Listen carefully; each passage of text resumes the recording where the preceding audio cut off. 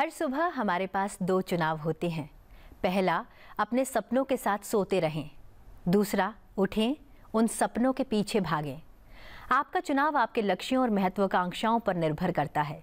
जो लोग सपनों को वास्तविकता में बदलते हैं, वे आमतौर पर मेहनत और दृढ़ संकल्प के साथ अपने सपनों की ओर बढ़ते हैं। अब चुनाव आपको करना है। सुप्रभात, स्वागत है आप सभी का संसद टीवी पर। मैं हूं आपके साथ दीक्षा कोहली। आइए सबसे पहले नजर डालते हैं मुख्य गतिविधियों पर। प्रधानमंत्री नरेंद्र मोदी आज ब्रुनेई और सिंगापुर के 3 दिवसीय दौरे पर होंगे रवाना। ब्रुनेई यात्रा किसी भारतीय प्रधानमंत्री की होगी पहली द्विपक्षीय यात्रा। अपने सिंगापुरी समकक्ष के निमंत्रण पर 4-5 सितंबर को प्रधानमंत्री करेंगे सिंगापुर का दौरा। प्रधानमंत्री नरेंद्र मोदी की सदस्यता के नवीनीकरण के साथ ही भारतीय जनता पार्टी के साल 2024 के सदस्यता अभियान का हुआ शुभारंभ। देशवासियों की आकांक्षाओं की उड़ान को नई ऊंचाई देने के लिए है कृत संकल्प, बोले प्रधानमंत्री। दिल्ली स्थित पार्टी मुख्यालय में हुए एक समारोह में भाजपा के राष्ट्रीय अध्यक्ष जेपी नड्डा, केंद्रीय गृह मंत्री अमित शाह, रक्षा मंत्री राजनाथ सिंह सहित तमाम केंद्रीय मंत्रियों की मौजूदगी में अभियान की हुई शुरुआत। राष्ट्रपति द्रौपदी मुर्मू आज पुणे में सिम्बोसिस इंटरनेशनल मानद विश्वविद्यालय के 21वें दीक्षांत समारोह को करेंगी संबोधित।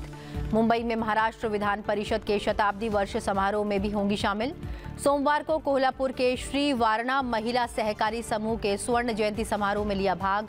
बोली, भारत के विकास में सहकारी क्षेत्र का योगदान अतुलनीय। लोकतांत्रिक व्यवस्था और पारदर्शिता को सहकारिता की सफलता के लिए बताया महत्वपूर्ण।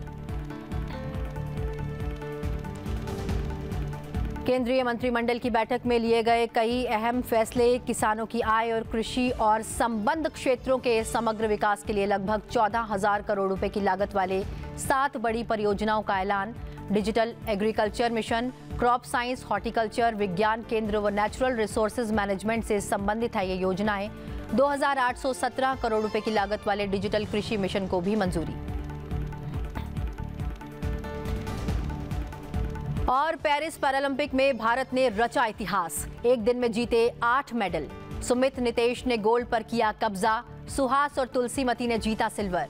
शूटर अवनी लेखरा ने 2 गोल्ड जीतकर बनाया नया रिकॉर्ड। प्रधानमंत्री मोदी ने दी बधाई। अब तक भारत की झोली में 15 मेडल।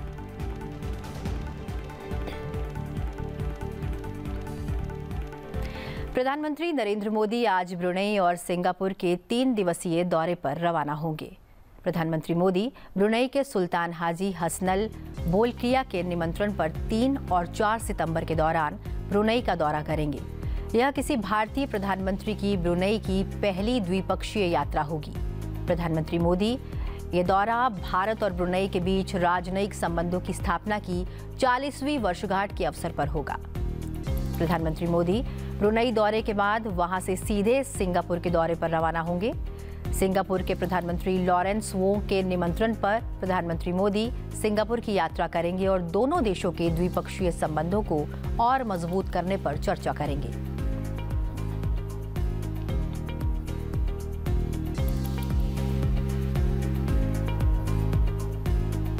देश के प्रधानमंत्री और भारतीय जनता पार्टी के वरिष्ठ नेता नरेंद्र मोदी ने नई दिल्ली में पार्टी के सदस्यता अभियान का शुभारंभ किया है। उन्हें पार्टी अध्यक्ष जगत प्रकाश नड्डा ने सदस्यता नवीनीकरण प्रमाण पत्र प्रदान किया। प्रधानमंत्री ने कहा कि भाजपा भारत की एकमात्र राजनीतिक पार्टी है जो अपने काम का विस्तार करते हुए लोकतांत्रिक प्रक्रिया का पालन कर रही है। उन्होंने कहा कि पार्टी लोगों की अपेक्षाओं पर खरा उतरने के लिए सुधार कर रही है। प्रधानमंत्री नरेंद्र मोदी ने कहा कि एक समय देश के सीमावर्ती गांवों को अंतिम गांव के रूप में जाना जाता था और यह नकारात्मकता को दर्शाता था। उन्होंने कहा कि भाजपा सरकार ने सीमावर्ती गांव को आखिरी गांव की जगह पहले गांव का दर्जा दिया है। उन्होंने पार्टी कार्यकर्ताओं से इन गांव में विशेष इकाई गठित कर सदस्यता अभियान चलाने और पूरे गांव को भाजपा का सदस्य बनाने को कहा। साथियों, हमारे देश में पूरे विश्व के लिए, खास करके ग्लोबल साउथ के देशों के लिए, डेवलपिंग कंट्रीज के लिए एक मॉडल रूप काम हमने किया है और वो है एस्पिरेशनल डिस्ट्रिक्ट, एस्पिरेशनल ब्लॉक। और हम चाहते हैं कि जो अब तक जिसकी कोई चिंता कोई नहीं करता था, परवाह नहीं करता था, मुलाजिम भी वहां पर नौकरी करने के लिए जाने को तैयार नहीं होता था, पिछड़े रहते थे, हमने उसे एस्पिरेशनल डिस्ट्रिक्ट, एस्पिरेशनल ब्लॉक बनाया है। और हमारी कोशिश है कि जल्द से जल्द उस राज्य की जो पैरामीटर्स हैं उसमें जरा भी वो पीछे ना हो सके तो उससे भी आगे जाए, और हो सके तो नेशनल लेवल पे भी जो पैरामीटर्स में हो जाए। और इतना सुखद अनुभव रहा है कि एस्पिरेशनल डिस्ट्रिक्ट में गवर्नेंस पर फोकस करने के कारण, जन भागीदारी के कारण, जन सामान्य की आकांक्षाओं अपेक्षाओं को चिन्हित कर उस पर काम करने के कारण आज देश की एस्पिरेशनल डिस्ट्रिक्ट, एस्पिरेशनल ब्लॉक करीब करीब स्टेट में टॉप की बराबरी करने लग गए हैं। क्या हम अपना संगठन की रचना करते समय ये एस्पिरेशनल डिस्ट्रिक्ट, एस्पिरेशनल ब्लॉक, उसमें विशेष अभियान चला करके वहां के हर पोलिंग बूथ में अपना झंडा गाड़ सकते हैं दोस्तों? और हमें कागज लेके बैठना पड़ेगा, भाई मेरे इलाके में ये एस्पिरेशनल ब्लॉक है, उन एस्पिरेशनल ब्लॉक के अंदर इतने पोलिंग बूथ है, उस पोलिंग बूथ के अंदर मुझे इतनी मेंबरशिप का टारगेट है, मैं उसको करूंगा। हम प्रयास करें। आपने देखा होगा कि हमने एक बहुत बड़ा आमूलचूल परिवर्तन किया है। किसी समय हिंदुस्तान के आखिरी गांव के रूप में सीमावर्ती गांव जाने जाते थे और नेगेटिविटी का जन्म उस शब्दों में ही शुरू हो जाता था। हमने तय किया कि आखिरी गांव नहीं है, ये मेरे देश के पहले गांव हैं। अगर ये गांव हिंदुस्तान के सीमा के छोर पर है, अगर सूरज की पहली किरण आएगी पूरब में होगा तो पहले उसी को स्पर्श करते हुए हम तक पहुंचेगी। वो पहला गांव है। और इसलिए हमने पूरी तरह बदला है विचार। क्या हम एक स्पेशल इकाई बनाएं? जो राज्य सीमावर्ती राज्य है वे ये जो पहला गांव है उसमें सबसे पहले मेंबरशिप का अभियान चलाएं और पूरे के पूरे गांव को भारतीय जनता पार्टी का किला बना सकते हैं। और जो सीमा के आखिरी छोर पर बैठा हुआ वो गांव जब भारतीय जनता पार्टी का किला बनता है ना, तब वो भारत का किला अपने आप बन जाता है। तो मेरे लिए सदस्यता ये सिर्फ पार्टी का नंबर बढ़ाने के लिए नहीं, मेरी सदस्यता मेरे देश को मजबूत बनाने के लिए भी है। और इसलिए मैं उन गांवों को किला बना के छोड़ूंगा। राष्ट्रपति द्रौपदी मुर्मू 3 दिवसीय महाराष्ट्र यात्रा पर हैं। इस दौरान उन्होंने कहा कि निजी उद्योग और व्यापार ने देश के आर्थिक विकास में महत्वपूर्ण भूमिका निभाई है, लेकिन सहकारिता का योगदान देश के विकास में अतुलनीय है। राष्ट्रपति ने महाराष्ट्र के कोल्हापुर में वारणा नगर में श्री वारणा महिला सहकारी उद्योग समूह के स्वर्ण जयंती समारोह को संबोधित करने के दौरान ये बातें कही। राष्ट्रपति मुर्मू ने कहा कि सहकारिता समाज में निहित शक्ति का सदुपयोग करने का सर्वोत्तम माध्यम है। इसके सिद्धांत संविधान में वर्णित न्याय, एकता और बंधुत्व की भावना के अनुरूप है। उन्होंने कहा कि जब विभिन्न वर्गों और विचारधाराओं के लोग सहयोग के लिए एकजुट होते हैं तो उन्हें सामाजिक विविधता का लाभ मिलता है। देश के आर्थिक विकास में सहकारिता ने महत्वपूर्ण भूमिका निभाई है। अमूल और लिज्जत पापड़ जैसे घर घर में जाने जाने वाले ब्रांड सहकारिता की ही देन है। आज हमारे देश में 8.5 लाख से अधिक सहकारी संस्थाएं काम कर रही है। महाराष्ट्र और गुजरात में तो सहकारिता की जड़ें बहुत ही मजबूत है, लेकिन सहकारिता की पूरी क्षमता का अभी भी उपयोग नहीं हुआ है। कई सहकारी संस्थाएं पूंजी और संसाधन की कमी, गवर्नेंस और मैनेजमेंट तथा कम भागीदारी जैसे संस्थाओं से जुड़ी रही है। मेरा मानना है कि अधिक से अधिक युवाओं को सहकारिता से जोड़ना इस दिशा में महत्वपूर्ण हो सकता है।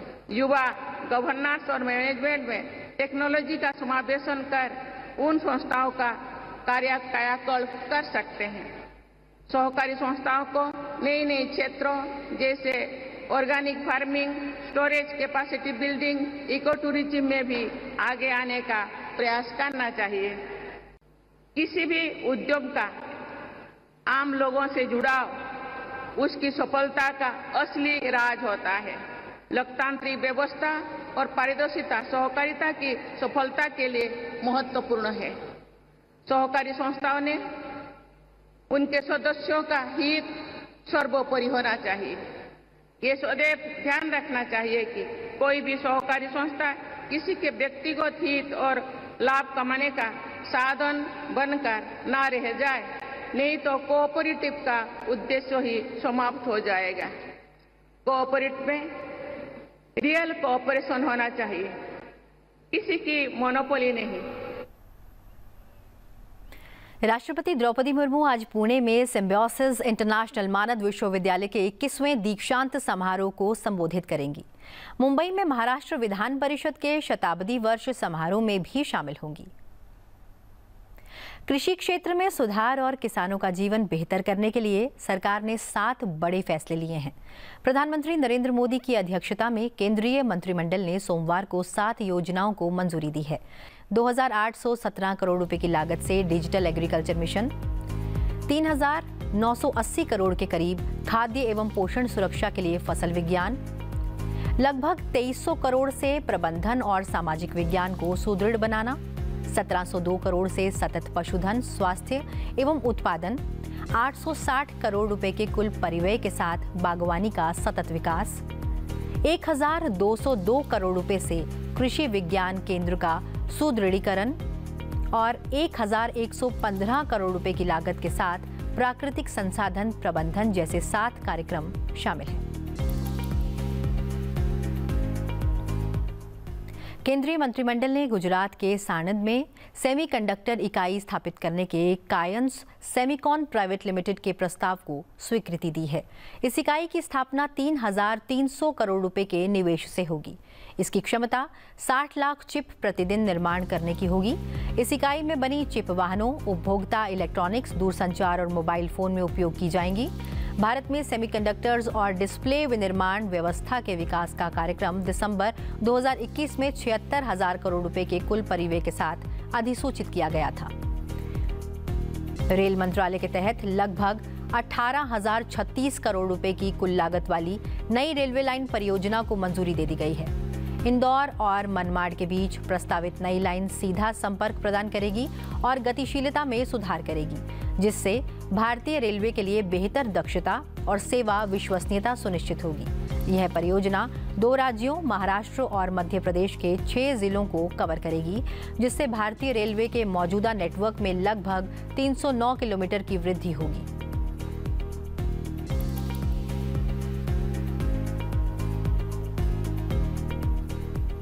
और अब बात खेल के मैदान से। पेरिस पैरालंपिक का 5वां दिन भारत के लिए एक ऐतिहासिक दिन साबित हुआ। सोमवार को भारत ने रिकॉर्ड 8 मेडल जीतकर एक नई उपलब्धि हासिल की। ओलंपिक और पैरालंपिक के इतिहास में ऐसा पहली बार हुआ है कि भारत ने एक ही दिन में इतने मेडल जीते हों। भारत ने 5वें दिन 2 गोल्ड, 3 सिल्वर और 3 ब्रॉन्ज मेडल जीते हैं। दिन की शुरुआत योगेश ने सिल्वर मेडल के साथ की और दिन का अंत नित्या ने ब्रॉन्ज मेडल के साथ किया। इस दिन की सबसे बड़ी उपलब्धि नीतीश कुमार और सुमित अंतिल की रही, जिन्होंने अपने अपने खेल में गोल्ड मेडल जीते। इन उत्कृष्ट प्रदर्शनों ने भारत को गर्व का एक और मौका दिया। वहीं पेरिस पैरालंपिक में भारतीय एथलीट्स ने ऐतिहासिक सफलता दर्ज कर एक नया रिकॉर्ड भी बनाया। पैराशूटर अवनी लेखरा ने 249.7 अंक के साथ गोल्ड मेडल जीतकर एक नया पैरालंपिक रिकॉर्ड स्थापित किया। अवनी 2 स्वर्ण पदक जीतने वाली पहली भारतीय महिला बन गई हैं और अपने 2020 पैरालंपिक टाइटल का सफलतापूर्वक बचाव भी किया है। इससे पहले अवनी लेखरा ने 2020 पैरालंपिक में 10 मीटर एयर स्पर्धा SH1 में गोल्ड मेडल जीता था। अब वे भारत की पहली खिलाड़ी बन गई हैं जिसने पैरालंपिक में अपने मेडल का बचाव किया है और उनके नाम पर कुल 3 पैरालंपिक मेडल हो गए हैं। प्रधानमंत्री नरेंद्र मोदी ने Paris Paralympic gold medallist Avani Lekhara से बातचीत की और उनकी जीत पर उन्हें बधाई दी। प्रधानमंत्री मोदी ने कहा कि अवनी शानदार प्रदर्शन कर रही है और भविष्य की उपलब्धियों के लिए उन्हें शुभकामनाएं।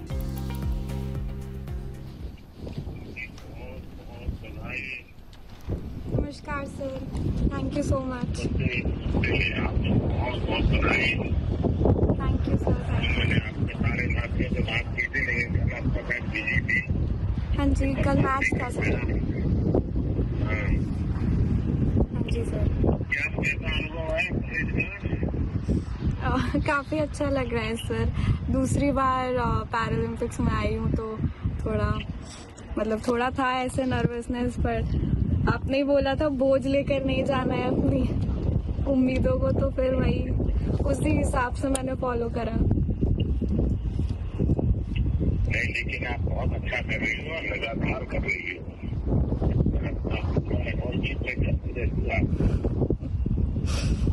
Thank you sir. मेरी तरफ से बहुत बधाई है। आप बहुत प्रगति करो और बिल्कुल फोकस अपना मत बदलिए, मेहनत करोगे और अच्छे परिणाम मिलने वाले हैं। बहुत बहुत आशीर्वाद। थैंक यू सर, आपका आशीर्वाद ऐसे ही बना रहे। और अपने सपनों को पहचान देने वाली अवनी लेखरा को आप सुन रहे थे। ऐसा पहली बार हुआ है जब भारत ने लगातार 2 पैरालंपिक खेलों में मेडल टैली में 2.5 का आंकड़ा पार किया है। भारत ने टोक्यो में 19 पदक जीते थे। पेरिस में भारत अभी तक 15 पदक जीत चुका है। कार्यक्रम में फिलहाल इतना ही। अभी के लिए मुझे दीजिए आज्ञा और आप देखते रहिए संसद टीवी। नमस्कार।